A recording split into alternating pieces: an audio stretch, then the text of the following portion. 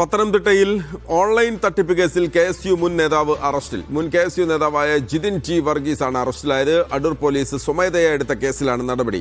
OLX വഴി ശേഖരിച്ച ആളുകളുടെ തിരിച്ചറിയൽ കാർഡ് ഉപയോഗിച്ച് ഫേസ്ബുക്കിൽ വ്യാജ പ്രൊഫൈൽ സൃഷ്ടിച്ചാണ് തട്ടിപ്പ് നടത്തിയത്.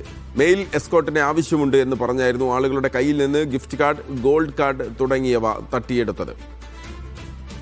വിഷ്ണു VS ചേരുകയാണ് വിവരങ്ങളുമായി. വിഷ്ണു, ഇതെന്താണ് കേസ്? അതോടൊപ്പം തന്നെ ഈ OLX വഴി എങ്ങനെയാണ് ഈ രേഖകൾ, തിരിച്ചറിയൽ കാർഡ് എങ്ങനെയാണ് എടുക്കാൻ പറ്റുന്നത്?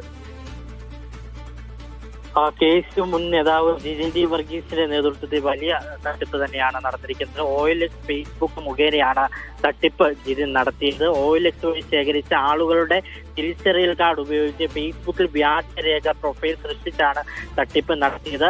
മെയിൽ എസ്കോർട്ടിന് ആവശ്യമുണ്ടെന്ന് പറഞ്ഞായിരുന്നു ആളുകളുടെ കയ്യിൽ നിന്ന് ഗിഫ്റ്റ് കാർഡ്, ഗോൾഡ് കാർഡ് തുടങ്ങിയവ തട്ടിയെടുത്ത് തട്ടിപ്പിന് ഇരയാക്കിയത്. അടൂർ പോലീസ് സ്വമേധയാ കേസ് എടുക്കുകയായിരുന്നു.